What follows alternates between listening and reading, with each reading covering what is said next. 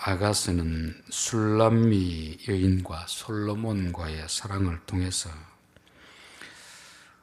예수님과 우리 교회 성도들의 사랑을 보여주고 있습니다. 그래서 이 사람들이 어떻게 만나고 어떻게 사랑을 이루어가는지를 보면 우리가 가야 할 길이 이런 곳이구나를 알게 되는 것입니다. 1장에서는 신랑이 신부될 술람 여인을 찾아왔어.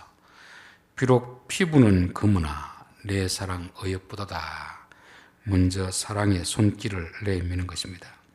그래서 요한복음 보면 우리가 먼저 주님을 사랑한 것이 아니고 주님이 우리를 사랑하셨다 그렇게 말씀했습니다. 사랑의 주도권이 우리에게 있는 것이 아니고 주님께 있는 거죠. 주님이 우리를 사랑하셨습니다. 그렇게 이제 2장에서 연애 기간이 시작되지만 함께 가자 이렇게 했을 때 신부는 가지 않고 집에만 있습니다. 왜냐하면 아직도 신랑을 따라갈 만큼 성숙하지 못한 것이죠. 연애는 하는데 신랑을 믿고 따라갈 만큼 믿음이 성숙하지 못한 것입니다. 그래서 집에서 기다려도 신랑이 돌아오지 않으니까 3장은 이제 신랑을 찾아 밤에 성으로 돌아다니는 것입니다. 돌아다니다가 결국 신랑을 만나게 되는 것입니다. 그전에는 신랑이 그렇게 소중한 줄 몰랐었는데 신랑이 오지 않으니까 내 인생에 신랑이 이렇게 소중한 존재이구나를 깨달았기 때문에 그렇게 찾아 나서는 것입니다. 우리가 뭘 가지고 있을 때는, 내게 있을 때는 그게 얼마나 소중한지를 잘 모릅니다. 그러나 그것이 내게서 없어졌을 때, 잃어버렸을 때, 내 곁에서 떠나갔을 때 이게 내 인생에 얼마나 소중한 것인가를 깨닫게 됩니다. 성경에 보면 종기 하나 깨닫지 못하는 사람은 멸망하는 짐승 같도다 그렇게 했습니다. 존귀한 것이라도 존귀한 것을 깨닫지 못하면 짐승과 다름이 없다는 것입니다. 저는 하나님이 우리에게 주신 귀한 것들을 깨닫고 사는 사람이 지혜로운 사람이라 하는 것입니다. 여러분 건강할 때는 건강이 중요한 걸 모르잖아요. 건강을 잃고 병상에 누워있으면 이 건강이 얼마나 소중한가 그때서야 깨닫는 것입니다. 어떤 분은 다리가 아파서 한 달을 고생하고 나서 그전에는 발로 걸을 수 있는 것이 그렇게 귀하다는 걸 몰랐습니다. 그래서 그 다음부터는 웬만한 거리 다 걸어 다닌답니다. 버스 타지 않고 택시 타지 않고 걸어 다닐 수 있는 거리는 걸어 다닌답니다. 걸어 다니는 것이 이렇게 큰 축복인데 한 달을 제대로 다리를 아프면서 못 걷다 보니까 내 발로 걸어 다니는 것이 이렇게 귀한 것이고 이렇게 큰 축복인데 그렇게 아프기 전까지는 그것을 몰랐던 것이죠. 그래서 우리는 내게 있을 때 귀한 것을 귀한 것으로 알고 귀한 것을 누릴 줄 아는 사람이 지혜로운 사람이라는 것입니다. 베드로전서 3장 7절에 보면은 너는 아내를 귀히 여기라 이렇게 말씀했습니다. 왜 귀히 여기라고 하겠습니까? 남자들이 아내가 귀한 줄 모르니까 좀 귀히 여기라 그렇게 하는 것입니다. 여자들은 남편을 먼저 보내고 나서 그렇게 큰 충격, 타격을 안 받는데 남자들은 아내를 먼저 보내고 나면 거의 그 생활이 정상적으로 되지 않는 그런 분을 몇 번 봤습니다. 아내가 이렇게 소중한 존재인데 우리는 곁에 있을 때는 그걸 모르고 지내는 것입니다. 그래서 하나님이 너에게 아내가 귀하니까 있을 때 좀 귀하게 여기라는 것입니다. 그래서 우리는 하나님이 내게 귀한 것을 주셨을 때 귀한 것을 귀한 줄 알고 귀하게 잘 대할 수 있게 하옵소서. 그래야 우리가 그것이 없어졌을 때, 잃어버렸을 때 후회가 적게 되는 것입니다. 그리고 4장에 가면 이제 이들이 결혼식을 하는 거죠. 결혼식 하고 나서 이런저런 신체 부분을 칭찬하면서 그 기대하는 내용을 지난주에 살펴보았습니다. 그리고 4장에 와서 비로소 나의 신부야. 그 앞에서는 어여쁘고 어여쁜 자야, 사랑하는 자야 그렇게 하지만 결혼식을 하고 나서 나의 신부야 그렇게 말씀하는 것입니다. 하나님과 우리 관계를 때로는 남편과 아내로 말하고 때로는 부모와 자식지간으로 말하고 때로는 종과 주인의 관계에서 말하는 것입니다. 처음 우리가 믿을 때는 주인과 종의 관계에서 믿는 거죠. 그러다가 이제 아버지와 아들이 되는 것이고 조금 더 우리가 성숙하면 어떻게 됩니까? 나의 신부야, 나의 친구야. 그것은 이제 교회에 처음 나온 사람이 하는 게 아니고 어느 정도 이제 교회에 나와서 믿음이 성숙한 사람들, 이제는 좀 대화가 될 만한 그런 수준이 되면 나의 신부야, 그렇게 하는 것입니다. 그래서 저는 우리 성도들이 주님 보시기에 어린아이 취급하는 것이 아니고 나의 신부야 할 만큼 우리가 좀 믿음이 성숙한 자들이 되었으면 좋겠습니다. 자, 8절, 내 신부야 너는 레바논에서부터 나와 함께 하고 레바논에서부터 나와 함께 가자. 아마나와 스닐과 헤르몬 꼭대기에서 사자굴과 표범산에서 내려오느라. 여기 아마 레바논은 신부의 친정집이 있는 곳이 아닌가 그런 생각이 듭니다. 이제 나와 결혼했으니까 그곳을 떠나서 나와 함께 가자, 그렇게 하는 것입니다. 창세기 2장에서도 내 부모를 떠나 남편과 하나가 될지라 되어 있었고, 창세기 12장에도 하나님이 아브라함을 부를 때 내 고향 본토 친척집을 떠나라, 그렇게 말씀하고 있습니다. 단지 그는 장소만을 떠나는 게 아니고 고향을 떠나는 것입니다. 의지하는 대상을 바꾸는 거죠. 그전에는 아버지를 의지하고 살던 사람이 이제는 남편을 의지하는 삶이 되는 것입니다. 그리고 그전에는 고향 풍습을 따라 살던 사람이 이제는 신랑이 사는 그 나라, 그 지역의 풍습을 따라야 된다는 것을 말씀하고 있습니다. 레위기 18장 3절에 보면 너희가 거주하던 애굽 땅의 풍속을 따르지 말고 내가 너희를 인도할 가나안 땅의 풍속과 규례를 행하지 말고 너희는 내 법도를 따르며 내 규례를 지켜 그대로 행하라. 하나님이 이스라엘 백성들을 애굽에서 건져내고 나서 너희는 이제 이전에 살던 애굽의 풍속을 따르지 말고 들어갈 가나안 자들의 풍속도 따르지 말고 너희는 내가 말하는 그 풍속, 그 법을 지키라, 그렇게 말씀하고 있습니다. 이것을 우리는 이제 외전의 풍습 뭐라고 합니까? 성경에는 윗사람을 따르지 말라는 거고 육신을 따르지 말라는 거 아닙니까? 신랑을 만나기 전에 내가 주인 되어 살던 그 사람, 육신을 따르지 말라, 그렇게 하는 거죠. 그래서 로마서 보면 육신을 따르는 자는 육신의 일을, 영을 따르는 자는 영의 일을 생각하니 육신의 생각은 사망이요 영의 생각은 생명과 평안이니라. 그래서 저는 항상 우리 안에 윗사람들, 예수 믿기 전에 내가 주인으로 살던 그 삶에서 이제 벗어나야 됩니다. 더 이상 그것은 따르지 말고 신랑이 제시하는 그 룰을 따라 살아야 되는 거죠. 고린도후서 5장 15절에 보면 그가 모든 사람을 대신하여 죽으심은 살아있는 자들로 하여금 다시는 그들 자신을 위하여 살지 말고 오직 그들을 대신하여 죽었다가 다시 살아나신 이를 위하여 살게 하려 함이라. 다시는 그들 자신을 위하여 살지 말고, 이거는 구원받기 전에 사람들의 풍습입니다. 세상의 풍습인 것이죠. 타락한 모든 사람들은 다 이기적입니다. 자기 중심적입니다. 그것은 윗사람의 문화니까 그것 따르지 말고 이제는 신랑을 위하여 살라. 신랑 대신 예수님을 위하여 살라. 예수님은 또 예수님을 위하여 산다는 건 뭐겠습니까? 예수님이 사랑하시는 사람들, 약자들, 공동체들, 그런 사람을 따라 살는 것이 이게 하나님 나라의 풍습입니다. 풍습. 그래서 우리는 예수를 믿었는데 여전히 옛날 풍습을 따른다는 것은 시집 온 여자가 여전히 이전에 살던 그 문화를 따라 행하는 것 같습니다. 성경은 우리에게 너희들이 시집 왔으면 이제 그 집에서 떠나서 나와 함께 가자, 그렇게 말씀하는 것입니다. 9절, 내 누이 내 신부야 내가 내 마음을 빼앗았구나. 여기 또 처음으로 나오는 단어가 내 누이 내 신부야, 이렇게 말씀하고 있습니다. 누이라는 것은 여동생 아닙니까? 여동생. 아니 뭐 신부면 신부고 동생이면 동생이지 왜 또 신부고 누이라 그렇게 부르겠습니까? 누이는 오라버니를 닮게 돼 있잖아요. 같은 가족이니까. 신부가 결혼하면 누구를 닮아야 되겠습니까? 신랑을 닮아야 되죠. 그래서 부부는 닮는다 하는 말 있잖아요. 또 우리가 누구를 사랑하면 그 사람을 닮게 돼 있습니다. 그래서 신부는 신부로서 있는 게 아니고 신부는 반드시 신랑을 닮아가야 그게 정상입니다.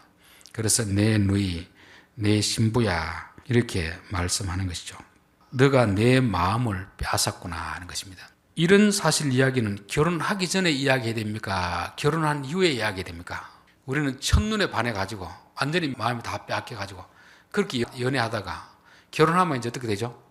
이제 정상적으로 돌아와가지고 이제 이성적으로 판단하잖아요. 그런데 이 솔로몬은 신부라는 말도 누이라는 말도 결혼 전에 하는 게 아니고 결혼한 후에, 세상의 사랑이라는 것은 감정적으로 사랑하고 또 감정이 식어지면 좀 이렇게 서먹서먹하고, 그러나 솔로몬의 사랑은 감정적인 사랑이 아니고 의지적인 사랑입니다. 결혼하기 전에는 감정적으로 사랑하더라도 이제는 내 부인이니까 내가 책임을 지는 거죠. 그래서 고린도전서 13장에 사랑장이라고 하는데 그 사랑은 소위 말하는 연인들 간의 세상적인 감정적인 사랑이 아닙니다. 오래 참고 견디고 자랑하지 않는, 이것은 모든 것이 다 의지적인 거죠. 의지적으로 내가 그렇게 하는 것입니다.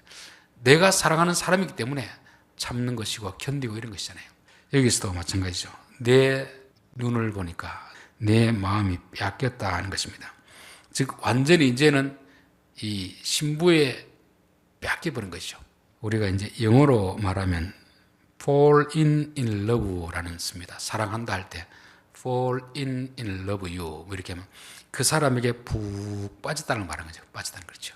신랑이 이 신부에게 푹 빠진 거죠. 그걸 다시 우리 유행가 가사로 말하면 앉으나 서나 당신 생각. 밥을 먹어도 그대를 생각하고 잠자리에 있어도 그대를 생각하고 직장에 가도 그대를 생각하고, 이게 사랑에 빠진 것입니다. 그래서 이게 정상적이죠. 정상적. 그렇죠. 신랑은 신부에게 빠지게 되는 것이고 신부는 또 신랑에게 빠지게 되는 것입니다. 이제 이런 용어를 신약 성경에 보면 그리스도 예수 안에 있는 자는, 이제 소속을 말할 수도 있고, 우리가 누구에게 푹 빠졌다는 겁니까?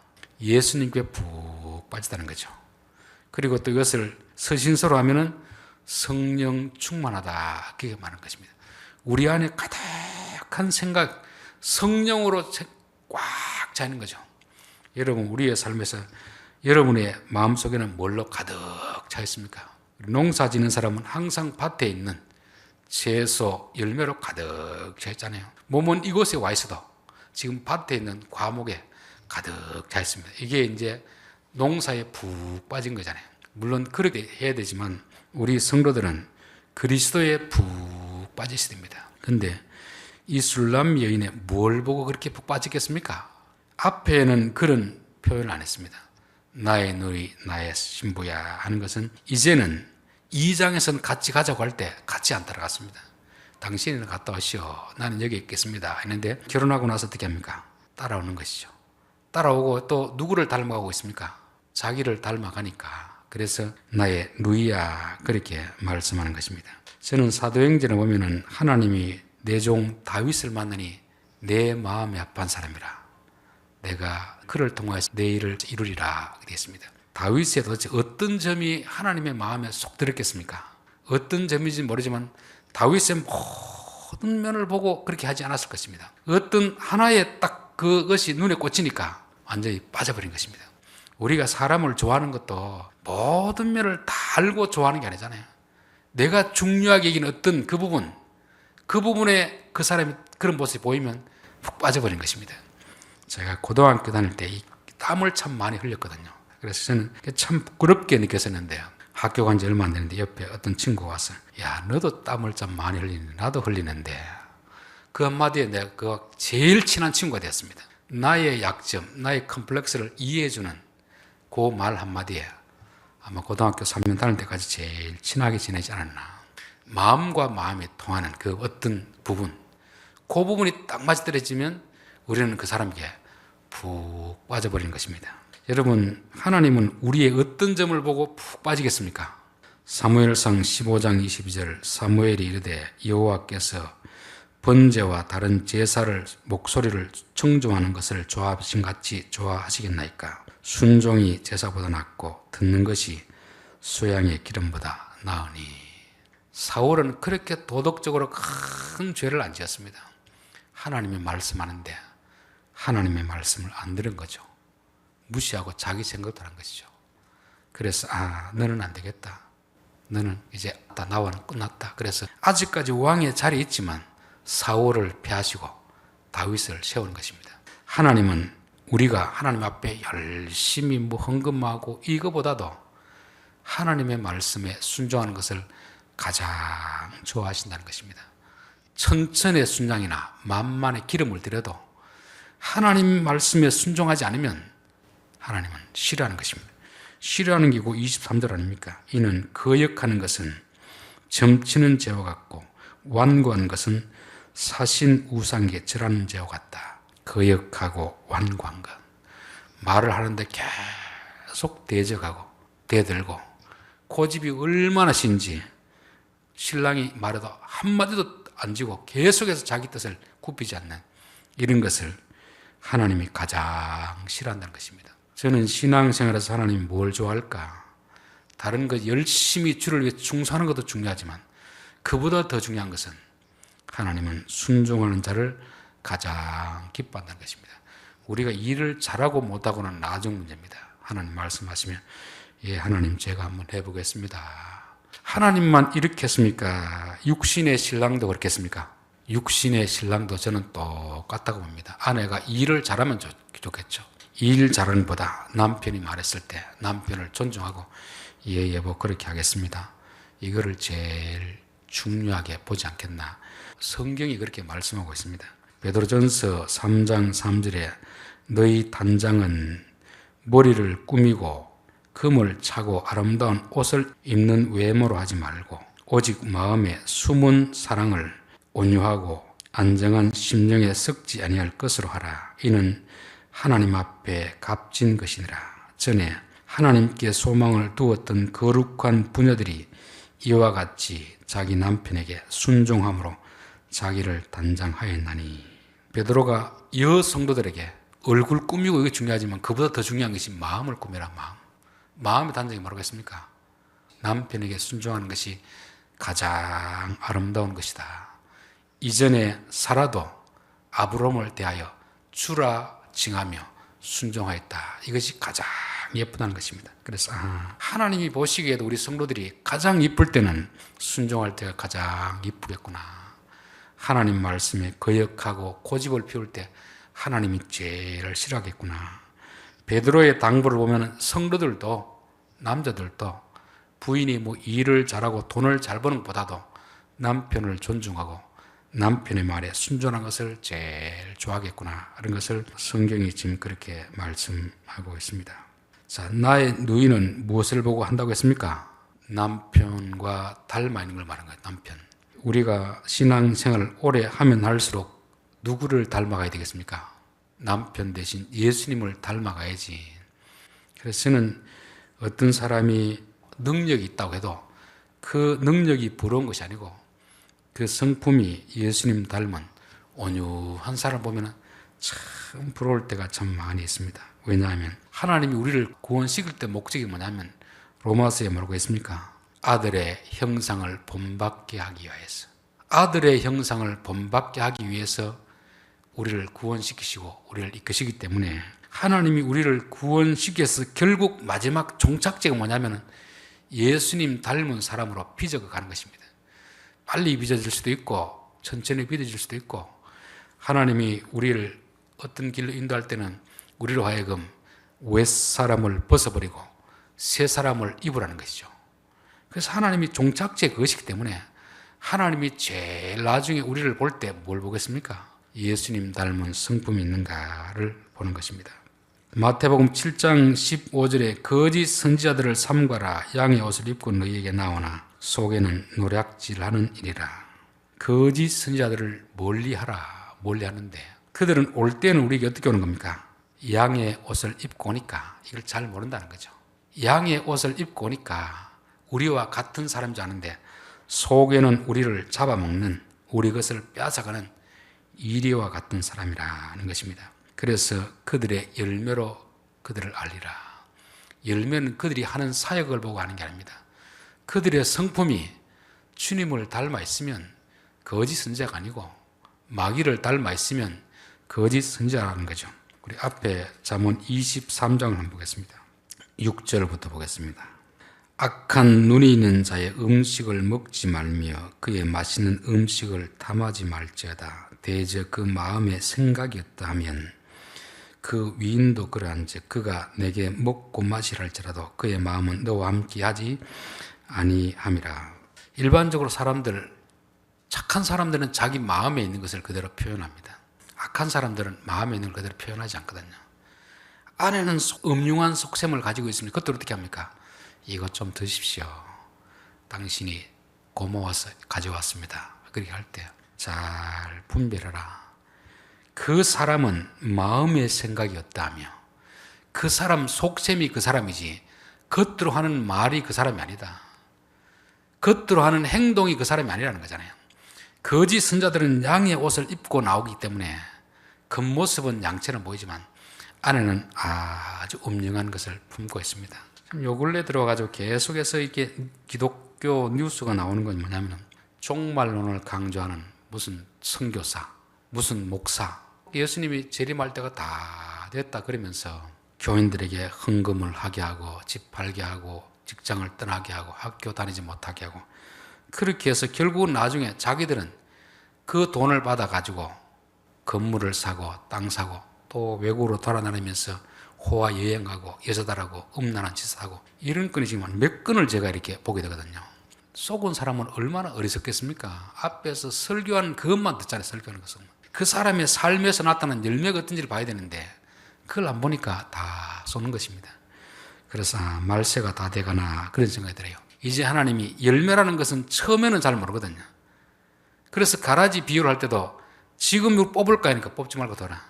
알곡을 뽑을 우려가 있으니까 가만두고 수수 때가 놔두라는 것입니다. 수수 때가 되면 이제 그들의 실체가 다 드러나는 거죠. 교인들 앞에서는 가문이설로 속이고 성경을 말하는 듯 하지만 실제는 그 속셈은 교인들을 이용해가지고 자기 부를 축적하고 다 그렇게 하다가 이제는 하나둘씩 막 드러나기 시작하는 것입니다. 그래서 여러분 사람의 말이나 행동을 보고 판단하는 게 아니고 그 사람의 마음속은 뭐가 들어있는지 그 사람에서 어떤 인격이 나타나는지 주님을 닮은 마음이 있으면 진짜고 아니면 거짓입니다. 여러분 무당들 중에서 겸손한 무당 봤습니까? 얼마나 오만합니까? 사람들 가면 무조건 반말하고 그렇게 하지 않습니까? 예수님처럼 온유하고 겸손한 것이 있는가? 그것이 중요한 것이 그가 얼마나 말을 잘하느냐 이게 중요하지 않습니다. 그래서 저는 요즘 유튜브나 인터넷을 보면서 우리가 아무 사람이나 설교를 다 들을 수 있는 참 자유는 누릴 수 있는데 그러나 그 사람들이 어떤 사람인가는 알지 못하고 듣는 이 위험성이 있습니다. 제가 유튜브를 쭉 보면 조회수 많은 사람들은 거의 이단에 비슷한 사람입니다. 사람들이 그걸 그렇게 좋아하더라고요. 정상적인 교회 목회자들의 설교는 많지 않습니다. 조회수가 10만 넘는 사람들은 그거 보면 교인들이 보기에는 안 보이는데 적어도 신학을 하는 목사들이 보기에는 거의 잘못된 것을 하는 사람들이 많이 있는데요. 어리석게도 그런 사람들을 많이 추종하고 많이 듣는 것이 오늘 이 시대의 현상입니다. 그래서 우리는 사람을 볼 때 그의 입에서 나오는 말이 어떠냐를 보다도 그 사람의 인격이 어떤가를 봐야 됩니다. 그래서 내가 그 사람을 잘 모르면 그 사람의 설교는 안 듣는 게 좋습니다. 그 사람이 어떤 사람인가 적어도 아는 상태에서 보는 게 가장 안전하다는 것을 말씀해 주는 것이죠. 우리가 이제 복음을 전한다는 것은 물론 말로 전해야 됩니다. 말로 전해야 되는데 더 중요한 것은 우리의 행실이 따라가지 않는 말의 전도는 그건 기만입니다. 기만. 요한복음 보면 빌립이 예수님께 예수님 하나님 아버지 좀 보여주십시오. 아버지. 그럴 때 빌립이 뭐라고 하냐면 너희들이 나와 그렇게 오랫동안 있으면서도 아버지를 보여달라고 하느냐. 나를 본 자는 아버지를 본 자이다. 그래서 요한복음 1장 18절에 보면 본래 하나님을 본 사람이 없으되 아버지 품속에 있던 독생하신 하나님이 나타내셨느니라. 예수님이 이 땅에 오신 것은 보이지 않는 하나님이 어떤 분인가 보여주기 위해서 왔습니다. 그리고 우리에게 예수님을 증거하라고 하잖아요. 그 증거는 뭐겠습니까? 예수님을 말로 증거해야 되지만 예수님이 어떤 분인가 너희가 전해라는 것입니다. 말로 전하고 그리스도의 향기가 되고 그리스도의 편지가 되고 이런 것입니다. 그래서 예수님을 전하는 사람에게서는 그리스도의 열매가 나오면 진짜 선지자로 노릇하는 것이고, 행동은 전혀 그리스도를 닮지 않았는데 말로만 주여 주여 주를 믿으라는 것은 거짓 선지자일 수가 있는 것입니다. 그래서 우리가 거짓 선지자가 되지 않기 위해서는 우리의 행동이 주님을 닮아가고 있어야 됩니다. 물론 우리가 꼭 주님을 닮아가야 전할 수 있느냐, 그렇지 않습니다. 닮아가려고 몸부림치면서 전하면서 그렇게 해야 되는 거지, 전혀 행동은 닮아가지 않으면서 그리스도를 믿으라 하는 것은 사람들이 뭐라고 하겠습니까? 당신이나 잘 믿으십시오. 우리가 어떤 물건을 남에게 소개시키려고 하면은 내가 그 물건을 사보고 좋아야 소개시키기 그게 정상이지, 나는 그 물건을 써보니까 안 좋은데 몇 푼의 광고비 돈 받고 소개시켜주면 이게 사기 아닙니까? 사기. 그렇잖아요. 내가 실제 그 물건을 사서 써보고 좋으면 남들과 쓰라고 해야 되는 것입니다. 예수님을 만나고 기쁨 있고 좋은 사람이 예수님을 믿으라고 해야지, 나는 예수님 믿으면 전혀 기쁘지도 않는데 남에게 예수 믿으라고 하는 것은 우리는 사기를 치는 겁니다. 사기. 그래서 저는 오늘날 교회가 전도를 할 때는 정말 내가 예수님 믿고 신부로서 그분이 좋은가, 그분을 사랑하고 있는가, 그래야 그분의 성품이 내게 100% 다는 나오지 않지만 조금씩으로 닮아가고 있는가, 그런 점이 있어야 되는 것입니다. 앞에도 이야기했다시피 그가 우리를 위하여 대신 죽으시면 다시는 자기 자신을 위해 살지 말고 예수님을 위해 살라고. 고린도전서 보면 예수님 위해 산다는 것이 뭡니까? 타인에게 거침이 되지 말고 너의 유익을 구하지 말고 다른 사람의 유익을 구하라는 것이 아닙니까? 예수 믿고도 아직도 이기적이면 우리는 윗사람의 성품을 가지고 있는 거죠. 조그마한 일이라도 내 유익을 구하는 게 아니고 다른 사람의 유익을 구해야 됩니다. 내가 군림하고 명령하려는 게 아니고 어떻게든 내가 종의 자세로서 섬기려고 한다면 그게 크든 작든 예수님의 성품을 닮아가고 있는 것입니다. 여기서도 나의 누이, 나의 신부야. 우리가 반드시, 이거는 선택이 아니고 필수입니다. 필수. 예수님을 믿었으면 하나님이 우리를 그쪽으로 끌어가시기 때문에 많이 닮고 조금 닮고 차이는 있지만 점점 신랑 대신 주님을 닮아가야 되고, 그 모습은 결국 뭐냐면 이기적인 사람에서 이타적인 사람이 되는 것입니다. 남들 위해서 군림하던 사람이 점점 섬기는 사람이 되는 것입니다. 작은 일부터 시작해서 내가 하겠습니다, 내가 희생하겠습니다. 십자가가 뭡니까? 내가 죽고 남을 살리는 것이 십자가 아닙니까? 우리는 십자가만 그냥 보고 그 앞에 서서 기도하면 뭐 되는 줄 아는데 그게 우상 아닙니까? 우상. 십자가를 따라간다는 것은 주님의 그 마음을 닮아가는 것입니다. 그래서 내가 좀 손해보겠습니다. 내 유익을 좀 포기하겠습니다. 그래서 다른 사람에게 유익을 주고 다른 사람에게 기쁨이 되고, 그게 십자가를 따라가는 것이고 그게 예수를 믿는 것이고 그게 주님을 닮아가는 것이라는 것입니다. 10절 내 누이 내 신부야 내 사랑이 어찌 그리 아름다운지 내 사랑은 포도주보다 진하고. 잔치집에 가장 필요한 게 포도주 아닙니까? 포도주. 그래서 예수님도 첫 번째 이적을 가나 혼인잔치에서 베풀었습니다. 그 말은 뭐냐면은 천국의 특징은 뭐냐면 기쁨입니다. 기쁨. 포도주는 술을 말하는 게 아닙니다. 기쁨을 나타내는 상징물이 바로 포도주인 것이죠. 그래서 내가 예수 믿었으면 기쁨을 누리고 있는가? 예수를 믿었는데 아무런 기쁨이 없다. 그럼 예수를 지금 잘못 믿고 있는 거잖아요. 예수를 믿었다고 금방 부자 되는 것도 아니고 성공하는 것도 아니고 내가 원하는 다 되는 게 아니잖아요. 그런데 하나 공통적인 특징이 뭐냐면 예수를 믿으면 기쁨이 있다는 것입니다. 예수님의 입에서 나온 포도주가 내 입에 들어오는 것이고 또 그 포도주가 다른 사람에게로 흘러가는 것이죠.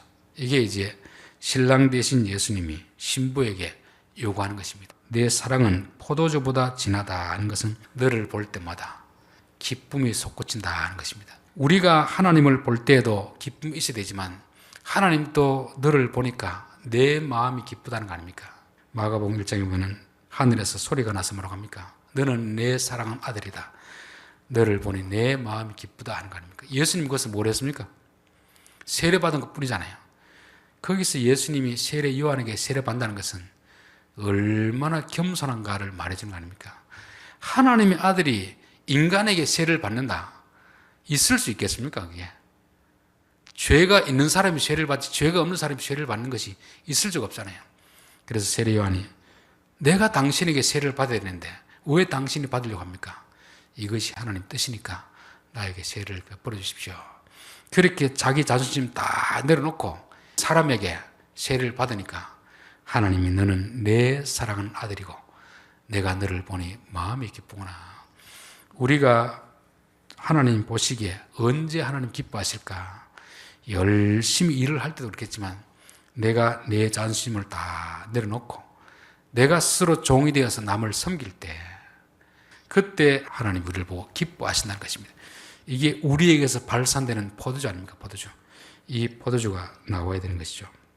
디모데후서 3장 1절에 보면 너는 이것을 알라 말세에 고통하는 때가 이르러 사람들이 자기를 사랑하며 돈을 사랑하며 자랑하며 교만하며 말세가 되면 고통하는 때가 이른다는 것입니다.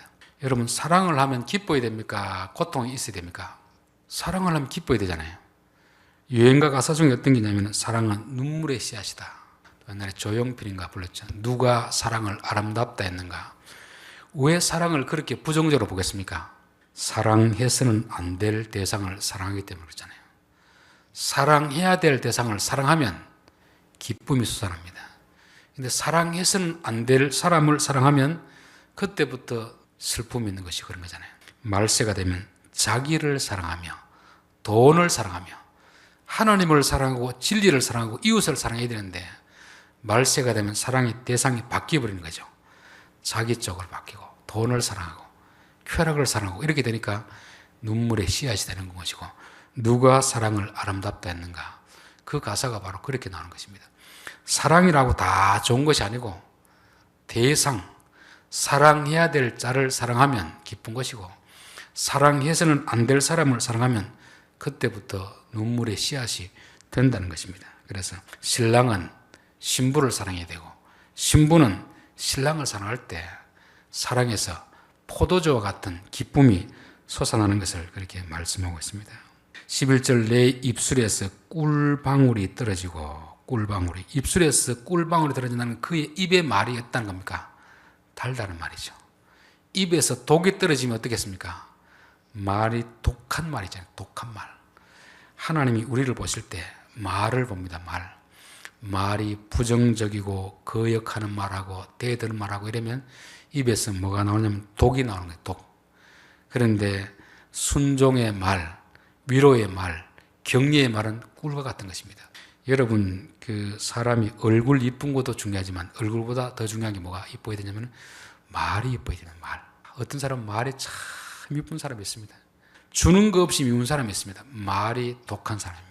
남을 무시하는 말, 상처 주는 말 이런 사람 하면 같이 있고 싶겠습니까? 멀리 떨어지고 싶겠습니까? 멀리 떨어지고 싶은 것이죠.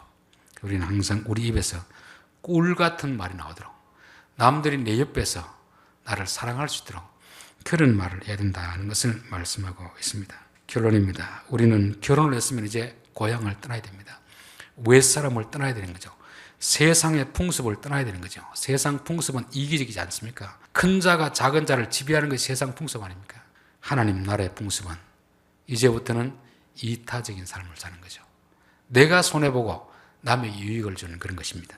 내가 또 종이 되어 섬기는 문화가 교회의 문화고 하나님 나라의 문화가 되는 것입니다. 신랑이 신부에게 푹 빠져버린 이유는 신랑을 따라오는 그 순종하는 마음, 그리고 또 신랑을 닮아가기 때문에 내 누이야 그렇게 하는 것입니다. 예수님은 누구를 가장 기뻐하실까?